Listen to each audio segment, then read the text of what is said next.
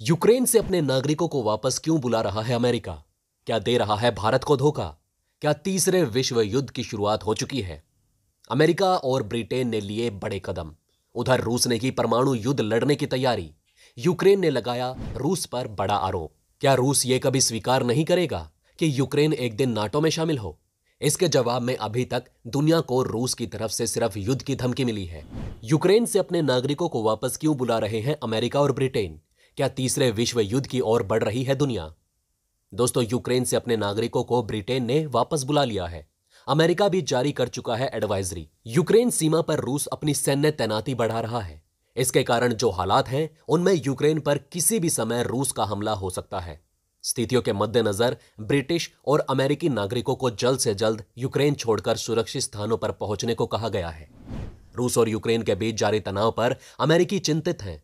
अमेरिकी राष्ट्रपति Joe Biden ने रूसी सैन्य कार्रवाई के बढ़ते खतरे का जिक्र करते हुए यूक्रेन में रह रहे अमेरिकी नागरिकों से अपील की है कि नागरिक तत्काल यूक्रेन छोड़ें और अमेरिका वापस आएं।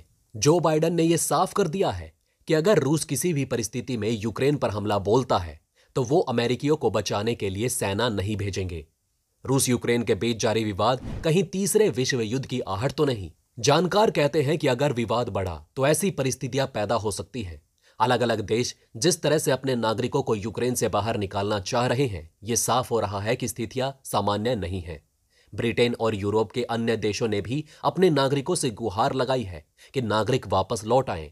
रूस ने यूक्रेन की सीमा पर 1 लाख सैनिकों को हथियार सहित तैनात किया है। दुनिया भर के देश रूस के इस रवैये पर भले ही चिंतित हों, रूस लगातार कह रहा है कि वो यूक्रेन पर हमला नहीं बोलेगा। दुनिया की चिंता रूस यूक्रेन विवाद पर इसलिए बढ़ चुकी है क्योंकि रूसी सेना अपने पड़ोसी देश बेलारूस के साथ बड़े पैमाने पर युद्ध अभ्यास कर रही है। यूक्रेन ने रूस पर भी आरोप लगाया है कि शक्तिशाली देश ने यूक्रेन की समुद्री पहुंच को बाधित कर दिया है। क्रेमलिन का दावा है कि रूस रेड लाइन को लागू करना चाहता है। रूस चाहता है कि यूक्रेन किसी भी कीमत पर नाटो में शामिल ना हो। लगातार बढ़ रहे युद्ध की आशंकाओं के बीच जो बाइडेन ने एनबीसी न्यूज से बातचीत में कहा कि अमेरिकी नागरिकों को अब यूक्रेन छोड़ देना चाहिए। हम दुनिया की सबसे ताकतवर सेनाओं में से एक के साथ बातचीत कर रहे हैं। यह बहुत अलग चीज है। स्थितियां बहुत जल्दी बिगड़ सकती हैं। जब जो बाइडेन से सवाल किया गया कि वो यूक्रेन में क्या अपने लोगों को बचाने के लिए क्या सेनाएं भेजेंगे, तो उन्होंने कहा कि वो ऐसा नहीं करेंगे। जो बाइडेन ने कहा कि वो विश्व युद्ध होगा जब अमेरिकी सेना और रूस की सेना एक दूसरे पर फायरिंग करेगी। हम अब अलग दुनिया में हैं। नीदरलैंड, जापान और दक्षिण कोरिया सहित कई अन्य देशों ने भी अपने नागरिकों को यूक्रेन छोड़ने के लिए कहा है। लातविया ने अपने नागरिकों के लिए जारी एडवाइजरी में कहा कि रूस की वजह से यूक्रेन में सुरक्षा संकट पैदा हो रहे हैं। नागरिक जल्द से जल्द यूक्रेन छोड़ दें। अमेरिकी विदेश मंत्री एंटनी ब्लिंकन के एक बयान ने छोटे यूरोपीय देशों की मुश्किलों को और भी ज्यादा बढ़ा दिया है। ऑस्ट्रेलिया यात्रा के दौरान उन्होंने शुक्रवार को कहा कि आक्रमण किसी भी समय शुरू हो सकता है। यह विंटर ओलंपिक के दौरान भी हो सकता है। यूक्रेन पर मौजूद संकट को कम करने के लिए कूटनीतिक प्रयास जारी हैं। ब्रिटेन के रक्षा सचिव बेन वालेस ने मॉस्को में अपने समकक्ष को चेतावनी दी कि यूक्रेन पर रूसी आक्रमण की स्थिति में दोनों देशों के परिणाम दुखद होंगे। यूक्रेन और रूस के बीच तनाव का असर पूरी दुनिया पर पड़ने वाला है। रूस ने जब यूक्रेन के दक्षिण क्रीमिया प्रायद्वीप पर कब्जा किया था, तब अचानक से यूक्रेन रूस के बीच विवाद बढ़ रहा था। इस घटना के करीब 8 साल बाद एक बार फिर दोनों देश आमने सामने हैं। लगातार 8 साल से यूक्रेन की सेना रूस की सीमाओं के पास पूर्वी क्षेत्रों में रूसी समर्थित विद्रोहियों के साथ जूझ रही है। यूक्रेन ने रूस पर समुद्र तक उसकी पहुंच को बाधित का आरोप लगाया है। रूस की नौसेना समुद्री सीमा में अभ्यास कर रही है। यूक्रेन का आरोप है कि रूस डर रहा है। युद्ध की आशंका भी यूक्रेन के नागरिकों के मन में घर कर गई है। यूक्रेन के विदेश मंत्री दिमित्रो कुलेबा ने कहा कि आजोव सागर को पूरी तरीके से अवरुद्ध कर दिया गया है। रूसी सेना ने काले सागर को लगभग पूरी तरह से काट दिया है।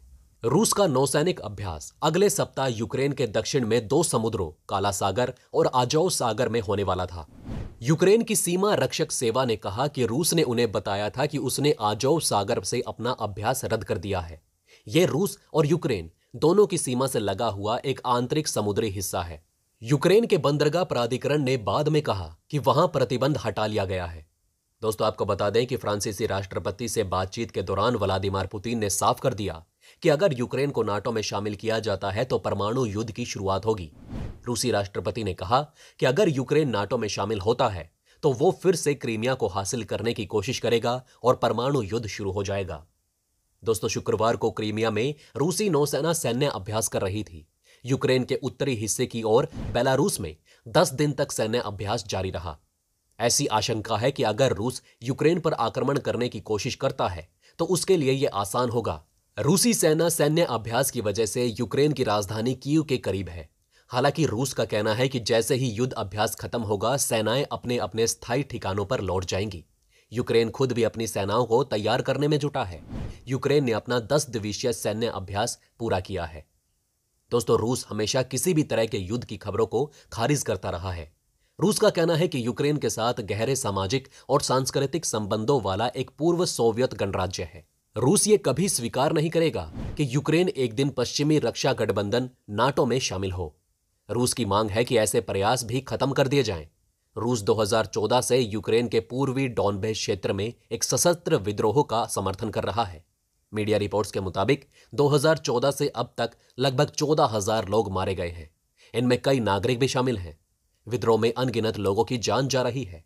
दोस्तों, आपको बता दें कि यूक्रेन में रूसी सैन्य कार्रवाइयों का खतरा काफी बढ़ गया है और इसलिए ही ब्रिटेन और अमेरिका की ओर से वहां रहने वाले अपने नागरिकों को सुरक्षित निकालने की कवायद की जा रही है। हालांकि रूस ने यूक्रेन पर हमले को लेकर किसी योजना से इनकार किया है, लेकिन इसने सीमा पर 10,000 से अधिक सैनिकों को तैनात कर दिया है। अमेरिका द्वारा जारी की गई एडवाइजरी में कहा गया कि कोविड-19 और यूक्रेन पर संभावित रूस के हमले को देखते हुए वहां की यात्रा ना करें। जो वहां हैं वो तुरंत देश छोड़ दें। यदि वहीं रहना है तो अतिरिक्त एहतियात बरतें और रूस के हमले से बचने की क्षमता रखें। अमेरिका का दावा है कि रूस की सेना यूक्रेन की राजधानी कीव पहुंच सकती है। इसके मद्देनजर अमेरिका से हथियारों की खेप यूक्रेन पहुंच रही है। इस बीच अमेरिका यूक्रेन की मदद करने की कोशिशों में जुटा हुआ है। दोस्तों, आपको बता दें कि यूक्रेन सीमा पर रूस के 1,20,000 सैनिक और आधुनिक हथियारों का जखीरा पहले से तैनात है। बेलारूस में यूक्रेन की सीमा के नजदीक वहां के सैनिकों के साथ 30,000 रूसी सैनिक इन दिनों युद्ध अभ्यास कर रहे हैं। तो काला सागर में रूसी युद्धपोतों ने पहुंचकर युद्ध अभ्यास शुरू कर दिया है।